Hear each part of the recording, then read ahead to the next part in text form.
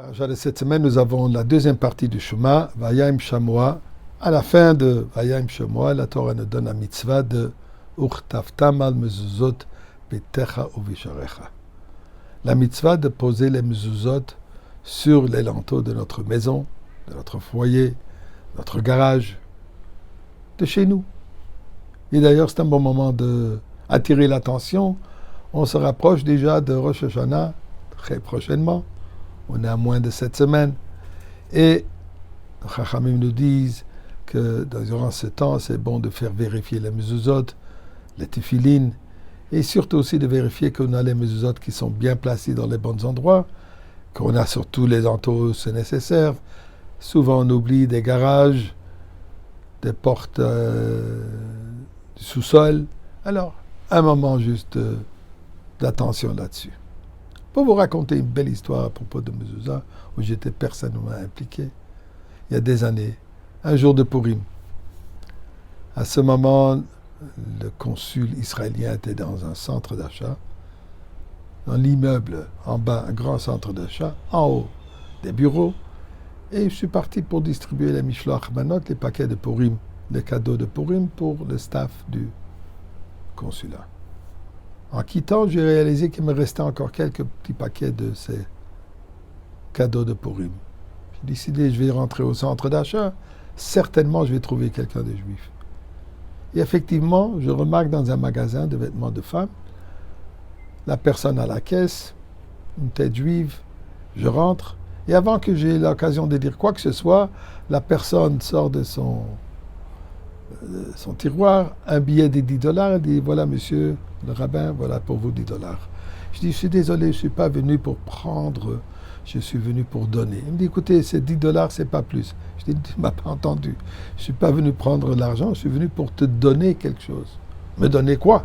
Je dis, voilà, on est Purim, mitzvah de distribuer des cadeaux de nourriture, d'échanger des cadeaux de nourriture. Alors voilà, je veux t'offrir un pour toi et un deuxième que toi tu puisses l'offrir à quelqu'un d'autre. Il me regarde stupéfait, il dit, j'ai jamais vu ça. Alors voilà, il y a un début à tout. Baruch Hashem, aujourd'hui les gens ont déjà l'habitude. Mais il y a un moment de ça, et en sortant, près de quitter, il me rappelle encore, mais monsieur le rabbin, qu'est-ce que vous voulez vraiment? Je dis, mais c'est vraiment ça ce que je veux. Rien de plus que te donner l'opportunité de faire une mitzvah. Extraordinaire. J'ai commencé à le visiter, j'ai commencé à mettre la tefilin, et un bon jour, je lui dis, écoute, tu n'as pas de mezuzah sur ta porte.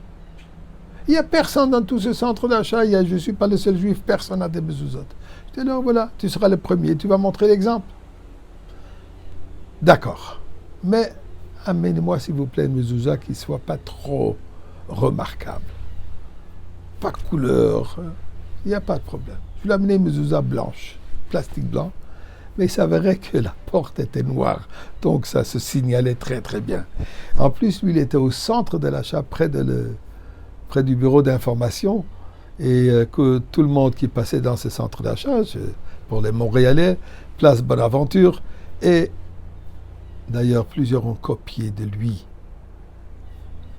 la mitzvah de mezuzah. Mais écoutez ce qui est arrivé. L'après-midi ou le lendemain, je ne suis plus sûr. Il m'appelle. Est-ce que je pourrais ajouter encore une mezuzah?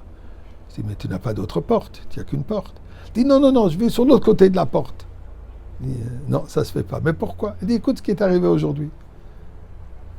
Un peu après que vous avez placé la mezuzah, un couple israélien, que je peux reconnaître par leur accent anglais, me demande où est-ce qu'il pourrait acheter un manteau de fourrure. Je le regarde en souriant.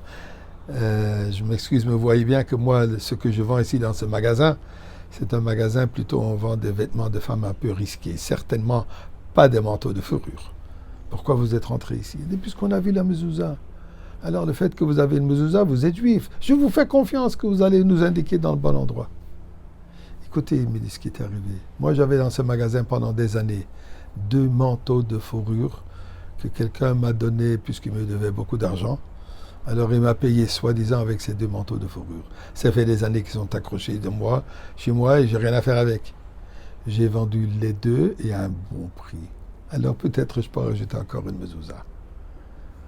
Mes chers amis, suite à cette mezuzah, Il y a aujourd'hui des familles entières qui sont religieuses. Il y a même des familles qui ont des enfants des shluchim aujourd'hui. Tout ça de par une mezouza. Alors, urtaftam al mezuzot bitecha visherecha. Assurez-vous que vous avez tous des bonnes mezuzot, des mezuzot cachères, bien placées chez vous, chez nous, afin qu'on mérite la grande maison où il n'y aura pas besoin de mezouza, le Bet Amikdash. Et pour précipiter, donnons tous un peu de tzedaka maintenant, et nous allons mériter, encore avant Shabbat, de célébrer avec Mashiach le Shabbat Hagadol, si vous voulez, le grand Shabbat, le Shabbat de la Goula.